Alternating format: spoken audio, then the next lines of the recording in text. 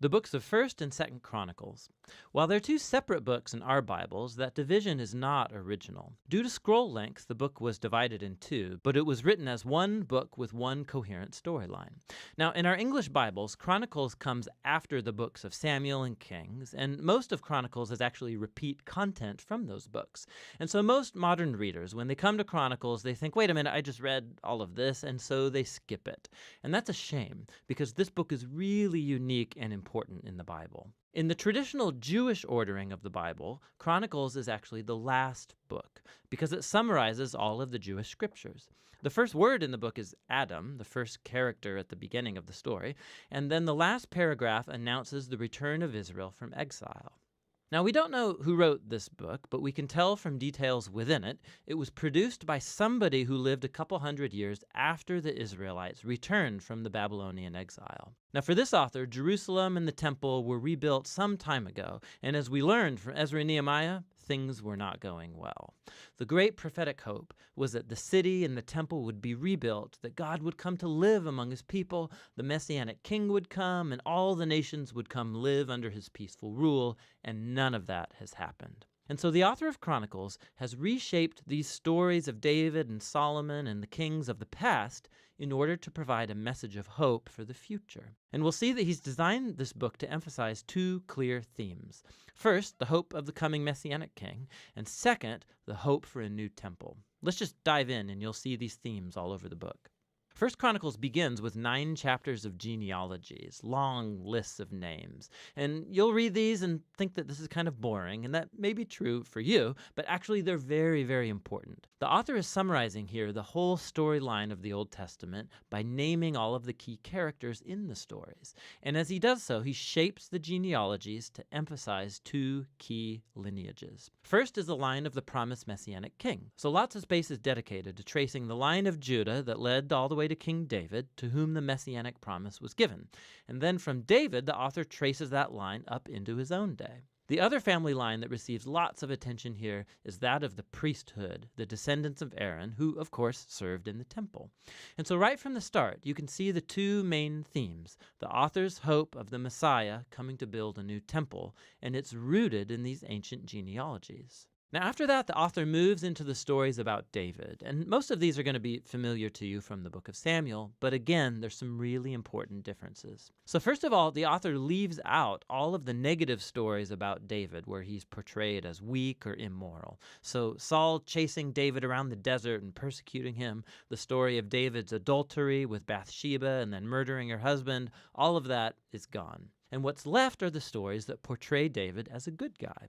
And not only that, there's also new additional material that you won't find in the book of Samuel that shows David in a very positive light. So there's a large block of chapters where David makes preparations for the temple. He arranges resources and builders and Levites and choirs. And not only that, the author also portrays David as a Moses-like figure. God gives David plans for building the temple just as he gave plans to Moses for building the tabernacle. So why all this new material about David?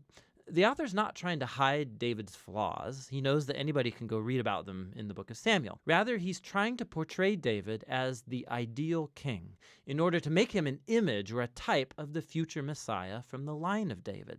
It's very similar to how Jeremiah or Ezekiel spoke of the coming Messiah as a new David. This is most clear in how the author retells the story of God's covenant promise to David in 1 Chronicles 17. When you compare this story with its parallel in 2 Samuel 7, you'll see that the author of Chronicles is highlighting that neither David, nor Solomon, nor any of the kings from his line were the Messianic king, and that when the Messiah does come, he will be a king like David. And so for this author, these stories about David from the past are what sustain his hope for the future.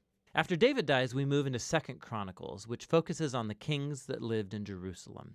And again, there's lots of overlap with 1st and 2nd Kings, but there are many key differences. So the author has left out all of the stories about the kings of northern Israel, so he can just focus on the line of David. And there's lots of new material about these kings from David's line. He highlights the kings that were obedient to God, and he adds new stories about how their obedience led to success and God's blessing. But he also adds new stories about kings who were unfaithful to God. They didn't follow the Torah, they led Israel to worship idols, and these kings face horrible consequences, all leading up to Israel's exile, a mess of their own making. And so this whole section becomes a series of character studies where the author wants later generations of Israelites to learn from their family history, and so become faithful to their God and the Torah. Now, the book's conclusion is really unique too. At the very end of the book, the king of the Persians, his name's Cyrus, and he tells the Israelites that they can go back home, return from exile, rebuild the city and the temple. And he says, last line of the book, "Whoever there is among you, of all his people, may the Lord his God be with him, and let him go up." And that's how the book ends, with an incomplete sentence. Now, of course, the author knows about the first return from exile and the stories of Ezra and Nehemiah, but clearly in his view, the prophetic hopes of Israel were not fulfilled in those events. And so this incomplete ending shows that the author's hope is set on yet another return from exile, when the Messiah will finally come to rebuild the temple and restore God's people. And so the book of Chronicles, it's the final book of the Jewish scriptures. It ends by pointing forward. It calls God's people to look back in order to look ahead, because the past has become the source of hope for the future. So Chronicles concludes the Old Testament as a story in search of an ending, and that's what this book is all about.